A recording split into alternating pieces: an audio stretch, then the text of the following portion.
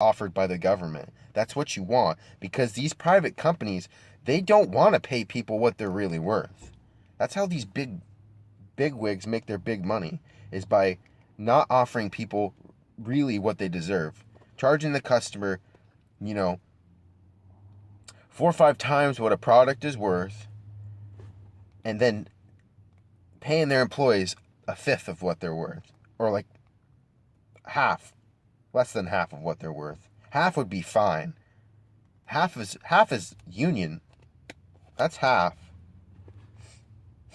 or more than half. It's less than half for union, but still, that's better than nothing.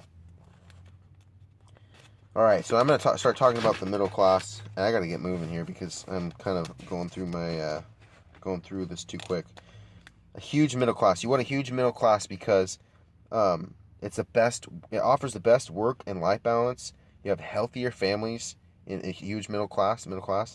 This is the best satisfaction. But people in the middle class are very satisfied with their lives. Middle class generates more tax revenue. If you can get everyone in the middle class to the point where they own a home, that's people that are paying into a mortgage, and that mortgage is going back to the bank, and that generates billions of dollars in tax revenue. I mean, that's billions of dollars in tax revenue. But you want that money going to the central bank when it's controlled by a National Socialist. That's the way you want to do it, because that money is going to go right back to being invested in this country.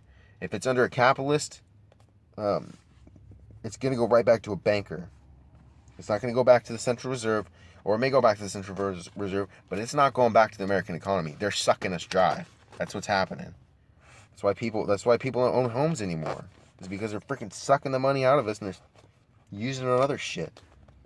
So you want the middle class to generates more tax revenue.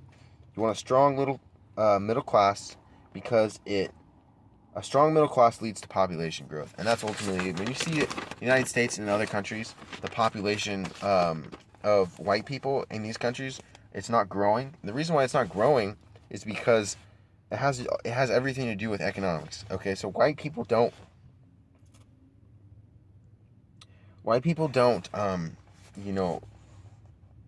have kids typically if they're not financially stable. The only way to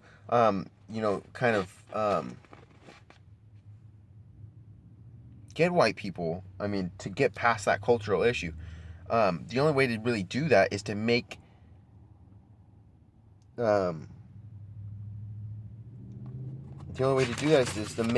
economy strong. Because when the economy is strong, people will be financially stable, and when people are financially stable, they raise families because they can afford to raise families. Nobody wants to raise a family on a freaking subsistence wage. Nobody wants to do that, because you're basically raising your kids in poverty. Nobody wants to do that. All right, so anyways, I made a little chart here.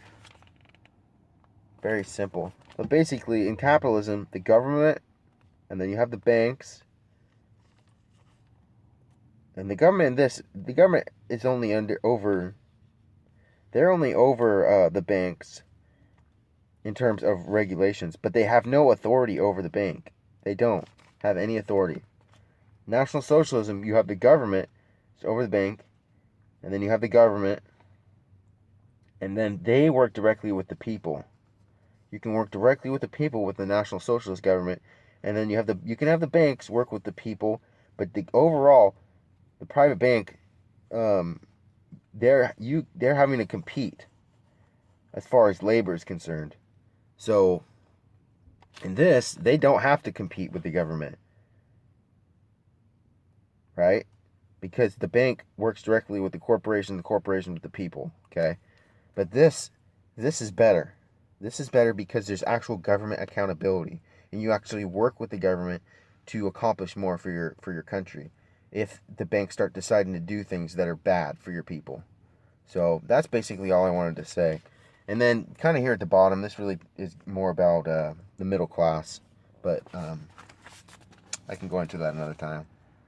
Anyways, I just thought this was important. I wanted to share this with you guys because a lot of people don't understand this. And it makes a lot of sense, honestly. There's no real reason not to go this direction. I know everyone in the country will benefit from this, so that's why I push this, despite the fact that everyone I know pretty much has ostracized me to some extent. But I know this will work because it has worked in the past. This is the reason why they made Hitler out to be the bad guy. This reason.